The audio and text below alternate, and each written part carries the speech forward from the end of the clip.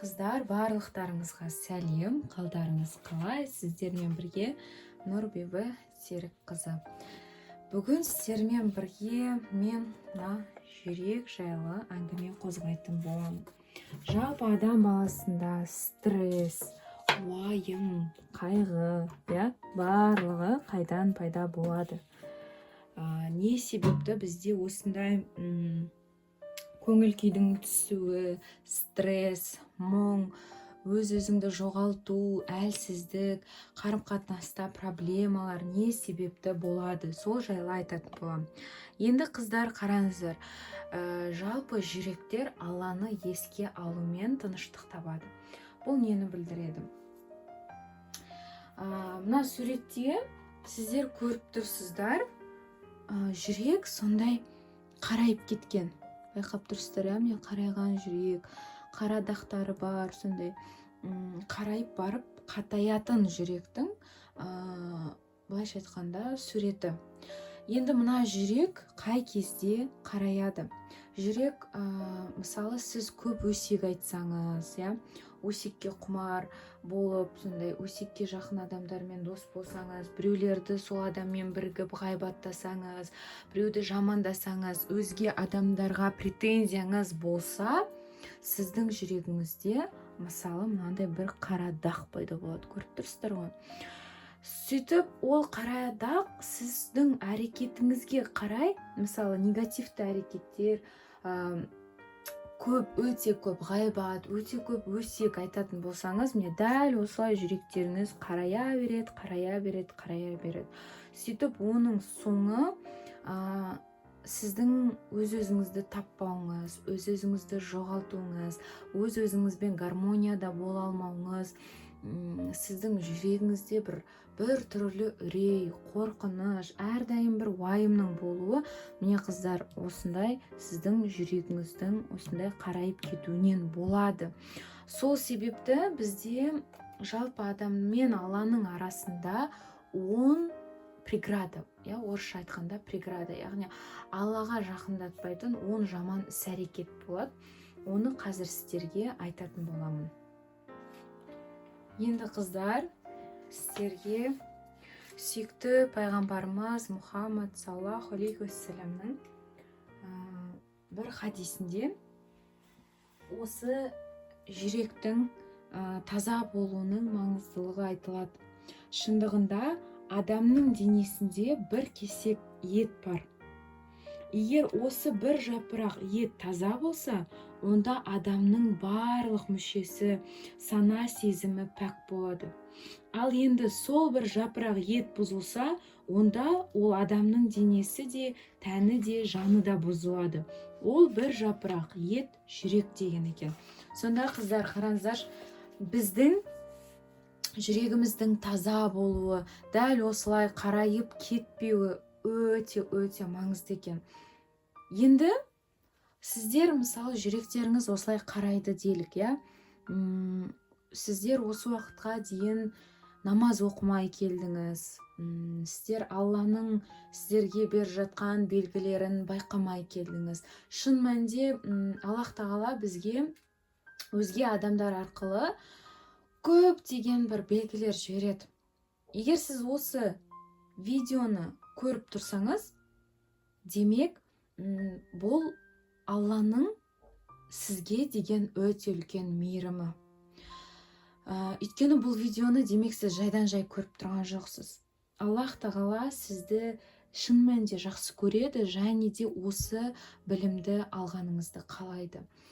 Енді сіздердің жүрегіңіз осылай қатайды делік, сіздер қарайып барып қатаят, бұл мен мысалы қап-қара болып тұр ғой. Енді бұл егер осы уақыттан бастап өз-өзіңізбен жұмыс жасамаңызсаңыз, бұл қарайған күйден кейін қатаяды.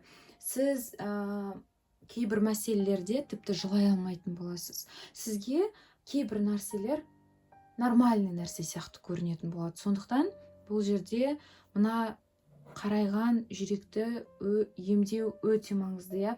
Бір жапырақ ет, егер осы ет, осы мына жүрек, біздің жүрегіміз таза болса, сондай қара дақтардан арылған әдемі болса, онда біздің жүрегіміз міне осындай болады. Көріңіздерші, қараңыздаршы қандай разница, иә. Міне осындай, сондай емделген, өте жақсы сезетін, сондай тап-таза жүрек болады.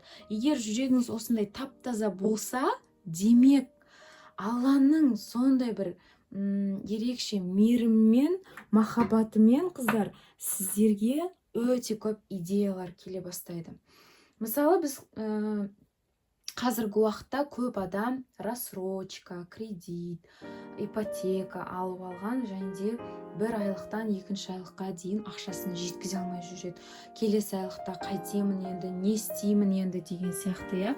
Сонда, қыздар, қараңыздар, шын мәнінде бізге бұл жерде Аллаға тәуекел жетіспейді.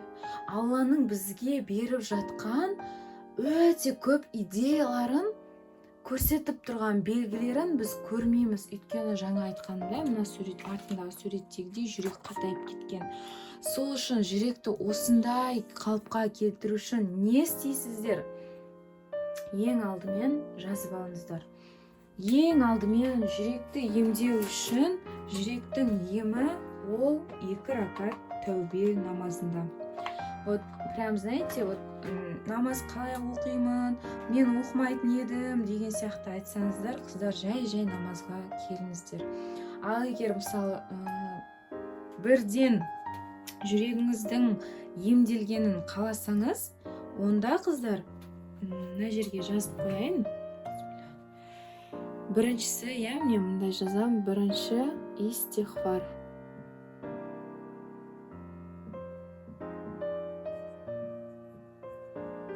Ол жүректі емдейтін ең бірінші нәрсе ол истихфар. Сіздерге камераны сәл көтеріп берейін. Міне, истихфар. Истихфар деген, яғни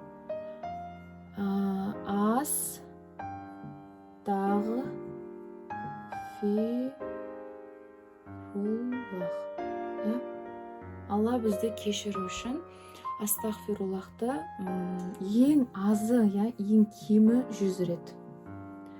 И максимально кете береді. 1000 рет оқса, зікір етсеңіз болады, 10.000 рет болады. Өзіңіздің қалауыңыз бойынша кете береді.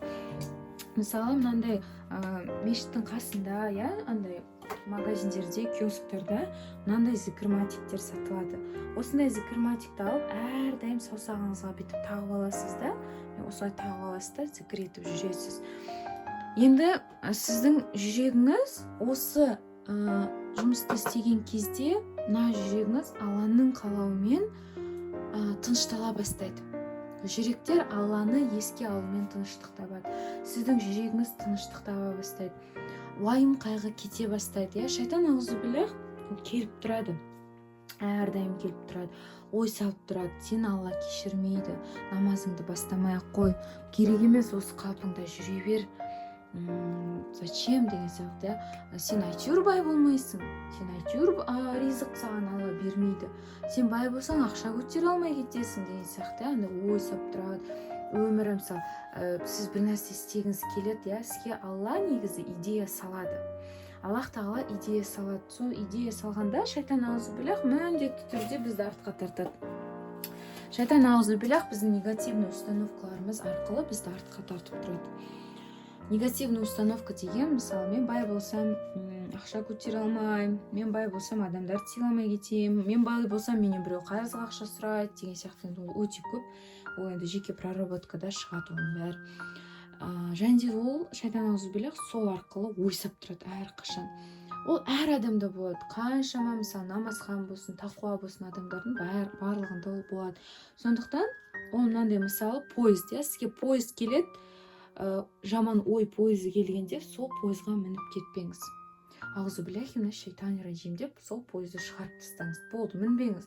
Ата-енемен қарым-қатынаста болсын, жолдасыңызбен қарым-қатынаста болсын, әрқашан ол шайтан аузубиллях келеді, кетеді, ой салады. Сондықтан ол ойлардан аулақ болыңыздар. Хорошо? Енді, қыздар, бұл бірінші истихфар айту. Мысалы, намаз оқыса да қыздар, оқымаса да келе береді. Енді мен сіздерге айтайын, екінші былайша айтқанда жүректің емі, ол тәубе намазы. Міне. Тәубе намазы. Енді мына видеоны мысалы көретін қыздарда, бәлкім сіз намаз оқымайсыз, сіз айтасыз, мен қалай оқимын, 2 ракат деген не дейсіздер, Міне, тәубе намазы. Так, кішкене былай қояйын. Тәубе намазы 2 ракат. Мысалы 2 ракат тәубе намазын оққаннан кейін истихфар айтсаңыздар болады, жаңағындай. Истихфарды любой уақытта айта бересіз. Жұмысқа бара жатасыз, саусағыңызға тағып алыңыз, айтыңыз. Жұмыстан қайтып келе жатасыз, айтыңыз, любой уақыт, кез келген уақыт тек қана сылтау айтпаңыздар. Бізде көбінесе адамдарда дефицитарное мышление, сылтау айтуға мастерміз. Ой, мен деген жұмысым бар. Ой, мен деген баламен үйде отыр. Шын мәнінде сылтауға біз өте мастерміз. Сондықтан ешқандай сылтаусыз осы тәубе намазын және де истихфарды әрдайым қайталаңыздар, қыздар. Алланың қалауымен, егер сіздің жүрегіңіз Алланың қалауымен жүрегіңіз ашылатын болса, сіздің жүрегіңіз осындай болып, осындай дәрежеге жүрегіңіз жетіп, сіздің жүрегіңіз тазаратын болса, Аллах тағала сізге керемет жолдарды ашып қояды. Аллах тағала сіздерге сіздер көрмей жүрген нәрселерді көргізіп, көздеріңізді ашады, санаңызды оятады, жүрегіңізді ашады, күйеуіңізбен қарым-қатынасыңыз реттеледі. Шын мәнінде білім парыз. Сондықтан білім алыңыздар, өз-өздеріңізден қашпаңыздар. Былайша айтқанда, өз-өздеріңізге бетпе-бет қараңыздар. Қазір енді келесі видеода сіздерге мына Карпман үшбұрышы жайлы айтатын боламын. Карпман үшбұрышы деген не ол? Жалпы бұл спасатель деген кім, жертва, агрессор деген кім, келесі видеода айтатын боламын.